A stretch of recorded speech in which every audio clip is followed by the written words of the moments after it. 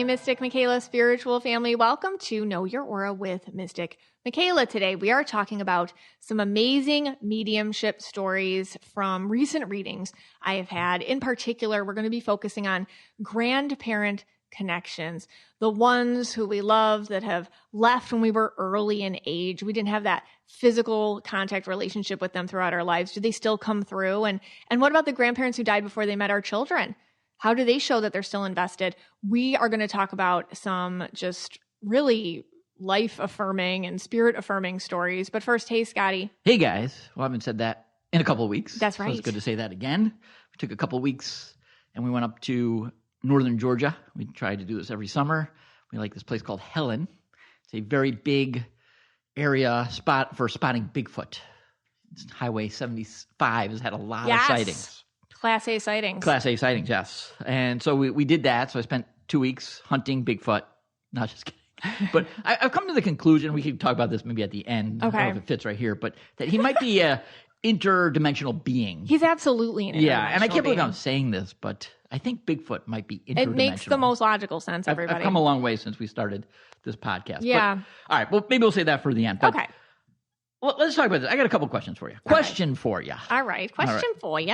So I know in readings that this happens to you a lot, where let's say there's let's just say grandparent, I don't know, Joe. Okay, there's grandparent Joe, and the person that's getting a reading never met Grandpa Joe, or Grandpa Joe died when the person was 2 or 3 or 4 or whatever, and they really during the reading they came to hear from Grandpa, I don't know, Billy, but Grandpa Billy isn't really coming in right now. It's Grandpa Joe, and then the person is like, well, I don't really want to know about this. I don't know this person. I never met this person, or I only knew him for the first couple years of my life. So how's that working? Yeah, so I'll back it up. Okay. They're just people who died. So you have to kind of take it from their point of view. And most of the time, sometimes you just have to make it kind of personal. Like if you passed, wouldn't you still care? You know, even if when you pass, your kid hasn't had their kid yet, you'd still care. Or you left when your grandchild was 1 or 2, like you'd still care. They still care. They're still invested. And it's interesting because it happens a lot. It happens enough in readings that Grandpa Joe will come through and they're like, well, I didn't really know him. Right. But he's sitting there on the other side, like, and I feel, okay, so I have this on me, and I'm like, but Grandpa Joe wants to talk. He's like this little old man, dead guy who's like, hey, and I'm like, oh God, so this is my way of having people be more open to the grandparents you weren't as close with, because they do come through sometimes and they have things to say, even though you don't have a lot of memories with them. Right. Or any memories. So I get, okay, this is kind of a little confusing for me, obviously. Yeah. So on this plane, there's a biological connection, correct? Yes. Like, so the only connection that Grandpa Joe and who passed when you were, let's say, 2, and you would have is this on this plane, right? Is biological, right? Familial, right? Familial. Okay. Right. So other than that, there would be no connection. And if he never met you, you weren't born, right? Then he wouldn't even know anything about you, or why would he even care? I guess I'm saying this like from a red perspective. Okay. But so on the other side, before this, did he maybe meet you beforehand? Is that what we're getting at here? Well, family connections, in general, are built out of something stronger than just biology. It's love and commitment. Right. And in the 5D, like in the 3D, we call it like blood connections or whatever. But that's in the 3D. In the 5D, it's love connections. Love is like the highest vibration. Right. And so all these things are built upon that. And so their ability to connect with you is based on love, and then all the legacy and commitments and responsibilities and cohesion and that a family has. So they care because of that. And that's how the 5D and the 3D connect. The 5D comes through when you do 5D. The 5D comes through to the 3D when you do 5D things. Meaning, let's say you name your kid after Grandpa Joe. Right. Ping, right there. That's a huge, namesakes are huge connections. Or let's say you start working on a hobby that Grandpa Joe enjoyed in his lifetime. Ping, he's right there, the veil is thin. Or let's say you started a business and Grandpa Joe had a business. Boom, there it is. Like, okay. so yeah. All right, so what you're saying is, okay, so, and I'm just going back to like human nature here. Yeah. On this plane. Someone has a baby. Right. And there's, grandparents, whatever, and great-grandparents, etc. What I'm trying to get at is like, here it seems that's just the biology of it. Okay. Right? Like in the wild, a deer has a baby. Right. It's just biologically, it's baby. Okay. But I guess what you're kind of saying is that all of this is played out before that even happens here on this plane. Okay. It's played out in another plane we'll call the 5D. Is right. that what we're getting at? Yeah. Okay. I mean, I guess I'm asking you this question. Like, if you, God forbid, passed and didn't meet one of the kids' grandkids, one of the kids' wouldn't you still care? Right. But let's say it goes even longer. Let's say it's kid after generation after generation after generation. Yeah. I'm going to tell a story about great-grandparents today, too. Right. Let's say it's like, and then, like, would I care? Like, why would I care? They do. Okay. Because... They do. Because it's connected somehow. It's a legacy. Off of this plane? Yeah. And I talked about this before. I've talked about this in my psychic workbook. Every family has one, the memory keeper.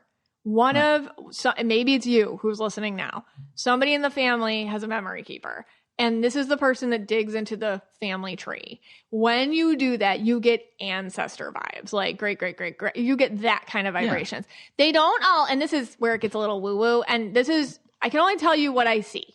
Sometimes when you give me a picture of, here are my great-great-great-grandparents, they feel fuzzy or faded, or they don't connect as much. Because I really do feel the more you spend time over on that plane, the more you begin to merge into the greater light, whatever you want to call that. So you move on, you go, I think there's different levels of going to the light. And I think some parts of you might reincarnate, or some parts of you might go into the bigger energy. So should I be trying to figure out who my great grandparents